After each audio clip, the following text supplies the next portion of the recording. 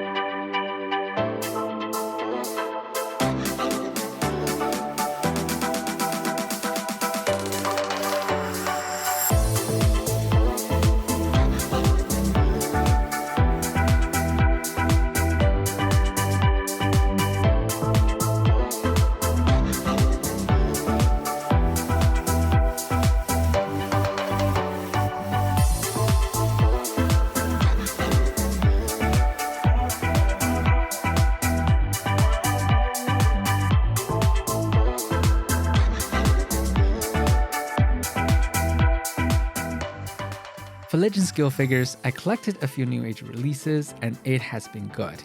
In the most recent war for Legend Skill Optimus, Magic Square caught my attention, so I thought maybe I should give it a try. And when this MS-B31 Detective arrived today, I was like, wow, this is something very different. This is Legend Skill on a whole new level. Let's talk about it. The package is pretty big for a figure of this size. On the front, there's a drawing of Hound, logos on the sides, and the Willis silhouette at the sunset on the back, which reminds me of my Nintendo days in the 80s. Out of the packaging, there's a plastic tray that holds the figure, the hologram gun, the hologram effect that plugs into the barrel, the shoulder cannon, the laser scope, and the spare tire, which doesn't need to be taken off during transformation. That's good. There are two separate bags of accessories. In one bag, there are the pieces for assembling a pretty big cage with a working door, and the key that could go into the keyhole or tap onto the waist of the figure. In the other bag, there's the instruction sheet. It doesn't look like much, but it is actually pretty useful. A small hard plastic collector card, and a replacement face with an open mouth. Magic Square claimed that they moved to a more malleable and durable material, polyamide or nylon, in recent releases. So compared to a New Age figure of a similar size, this Hound does have some fuzzy edges, and the face sculpt does have a softer look.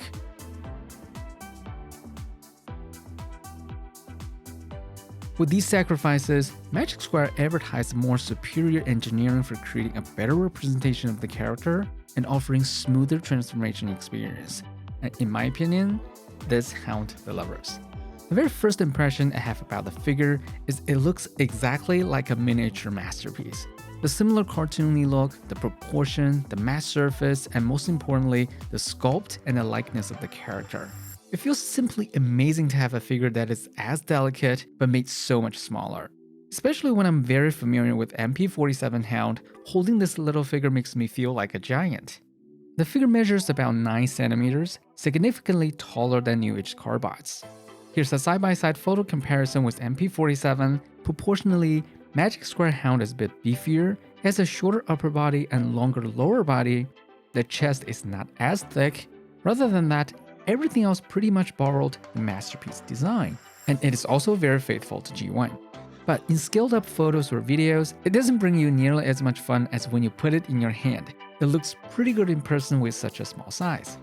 The overall build of the figure feels very solid, all the joints are pretty tight, nothing wobbles. Molded nylon doesn't look as vibrant. The figure looks a bit dull without a coat of paint, so it feels less premium than New Age figures.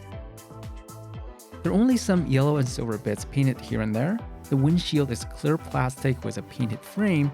The metallic paint on the eyes is a good choice, and they didn't forget to paint the fake wheels on the ankles. Magic Square Hound doesn't just have the look of the masterpiece figure, its articulation is also very impressive, and it is pretty easy to put him into some cool and dynamic poses, and it doubles the fun when the figure is half of the size. The transformation sequence of this guy is a bit more sophisticated than what I'm used to on Legend scale figures, but still much simpler than the masterpiece releases. In short, it's logical and fun. And the nylon gives the figure a very different kind of a transformation experience. The material is softer and more pliable, so it makes the tabs and hinges feel smoother than normal plastic. It feels refreshing.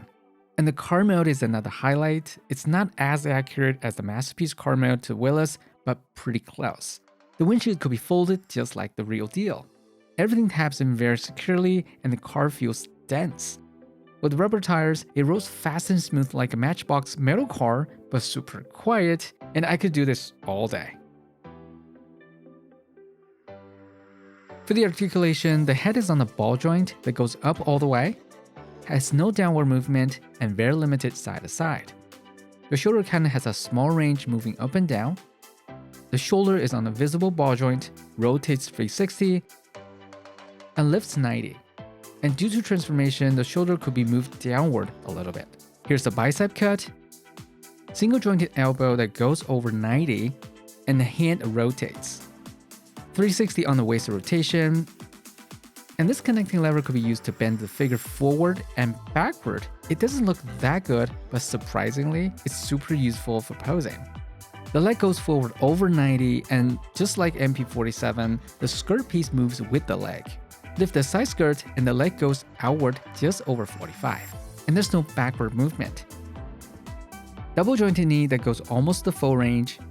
The foot is connected to the leg via a double hinge, so it moves up a great range, downward about 30, and inward over 90. I have to say, nylon does have advantages for making smaller figures.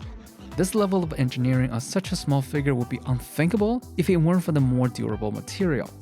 And overall, I'm really amazed by this Magic Square Hound, and if they could mix the materials and take full advantage of the combination of different plastics, it's just a matter of time for them to create even better sculpts and more robust figures.